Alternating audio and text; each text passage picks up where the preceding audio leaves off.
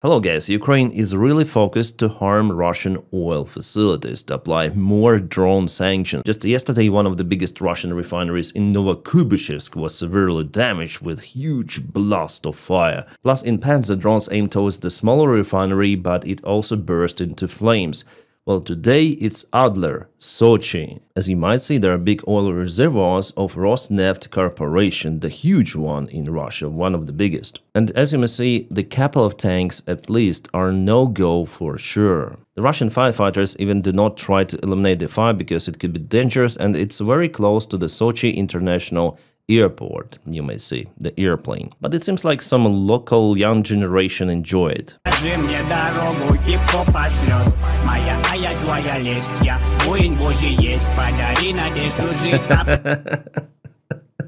Yeah, nice entourage to film some sort of the sad hip-hop music video. Should I put them in a thumbnail? Maybe yes. Yeah, it's the definition of the Putin's term движуха, in English words action. So yeah, at least a couple of those tanks are no-go according to researchers OSINT analytics from internet. In Sochi there were multiple of the drone strikes, so this is the second one, filmed by the eyewitness. Looted drone. Баба! А мне верно. Огонь, огонь! Еще один туда же, понял? Похож на этот Байрактар или как он называется? Да, Байрактар, Байрактар. Байрактар. That's one more. Летит в аэропорт. It seems like sometimes Russians are more happy than us. Their comments are just hilarious.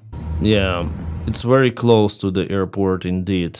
Probably those were reservoirs with kerosene, the jet fuel for jet airplanes. So as I promised to you yesterday, indeed, there was the strike on the Russian territory. Well, not just in Sochi, the other regions of Russia also went under strike. This is Voronezh region and probably Voronezh itself. Locals report about a local Russian oil refinery, which caught fire. Well, the Russian Air Force already reported about successful interception of all of the Ukrainian drones in Voronezh region, also in Sochi, and just some of the debris harmed something, yeah.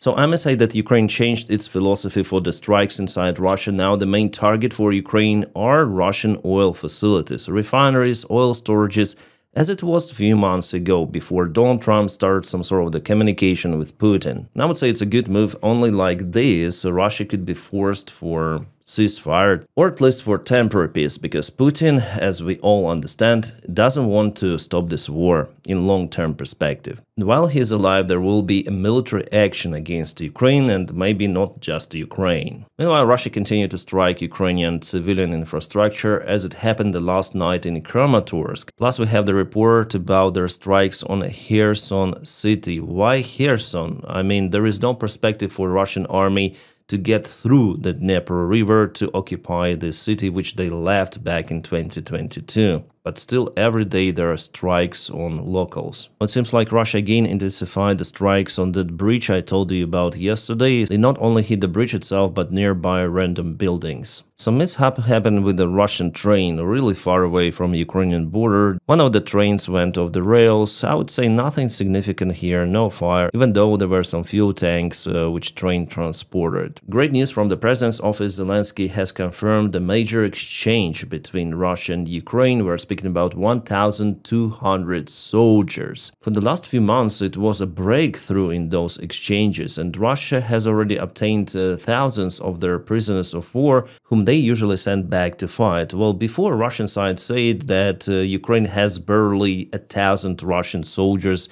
in its captivity. But we understand that with the new scale of the exchanges happening, Ukraine has thousands of the Russian soldiers, not hundreds. There was the briefing relative to Pokrovsk direction between the commander Syrsky and the commanders of the main battalions and brigades deployed there. Ukrainian side is really concerned about the Russian sabotage groups which go regularly to Pokrovsk city and were spotted even in the city center. It's better to say town. Yeah, Pokrovsk is big town, but after all, it's the town. From what I understood, command of the army came out with the decision to deploy special forces in Pokrovsk itself. itself or close to Pokrovsk to try to block the ways for the Russian saboteurs. So Pokrovsk, Dobropilia, Novopavlivka, new reinforcements will be sent. Estonia is reinforcing its border with Russia, for example. This bridge, you may see some of the even razor wire. I see cones, dragon teeth against some sort of the vehicles which potentially might go here. But honestly, it's not a big obstacle. It's better to mine this bridge just in case. To destroy it, not to let the Russians to penetrate the border. But also the other thing that Russia has lots of the drones, FPVs, Shahid drones, Landsets,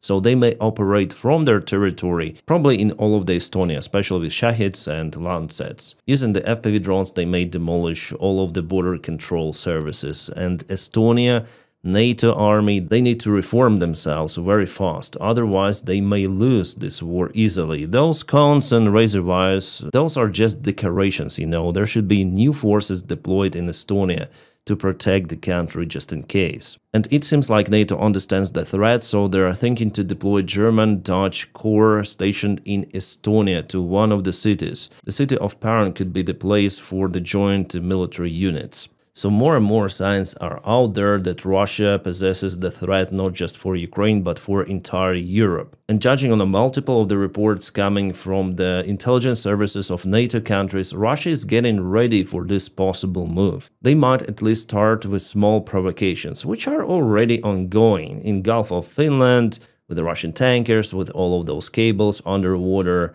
So yeah, the tensions are not going to slow down, they're going to rise more and more until the full-scale escalation, which is pretty much possible. According to the information coming from the Russian sources, there are some of the mishaps at the transit pipeline, gas pipeline, in Central Asia, which connects Russia and Uzbekistan, Turkmenistan, Kazakhstan. There was the Kaboom report and the gas transit is temporarily cancelled. Just for you to understand of who is fighting in Ukraine. Well, Russian opposition Media Zone published the information about this guy, Denis Gorin, who was zeroed in Ukraine just recently. He was found in a list of I Want to Leave project, listing the KA of the Russian soldiers in Ukraine, so it seems like he didn't go through the casting to the project I Want to Leave. Yeah, that's the name of the project, I Want to Leave, Хочу жить.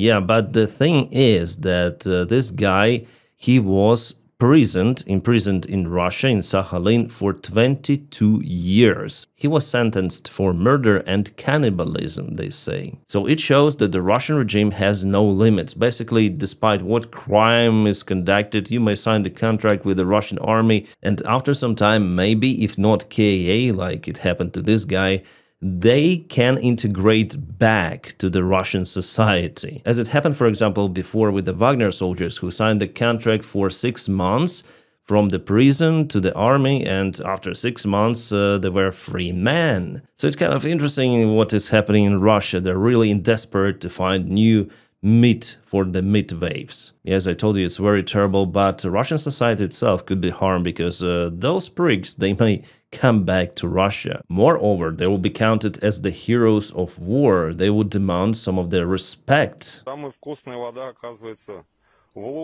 Okay, Russians, it's the usual thing, like there are tons and tons of those videos how Russians take in water from the pits, from the ponds. Here they say that the most juicy water is the water with frog's peas. Yeah, not just frog's peas, believe me. This water potentially could spark some of the disease, diarrhea, which makes those soldiers ineffective on the front lines. But Russian military command, they do not care, they just send more meat to the front lines.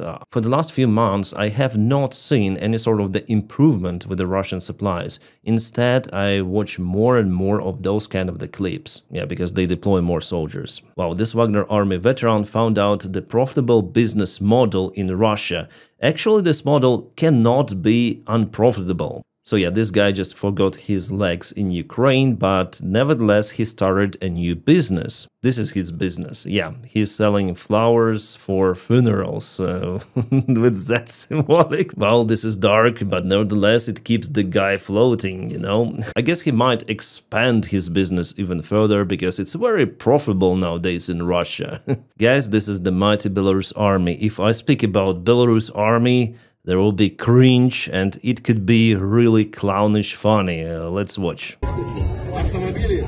находящиеся на вооружении, повышенной устойчивостью, экономичностью вооруженных сил, военная техника. I think I saw this trick somewhere in the Western armies before with Jeep vehicle. It was old and now they do it with UAS. So the idea is to disassemble everything and then assemble and drive. But it doesn't work like the normal vehicle, it's the fake one.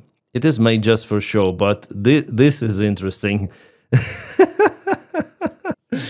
Why? Like, what's the purpose? Like, you have two shows at the same stage or what? This guy, he's running with another UAS behind, and he is wearing a gas mask. The guy with the mask, it was top, and I took it from the Russian channels. I think they're laughing about it themselves. And guys, please check out my other videos about the front lines updates, about one more Kaboom day in Russia. I try to film lots of the videos, and it is only possible because of your kind support on Patreon. You may click the link in the video description below to join me on Patreon. If you don't have this opportunity, you might just press your like to this video, and by doing so, you help me a lot. My friends, I wish you all a peaceful sky wherever you are, and have a great time.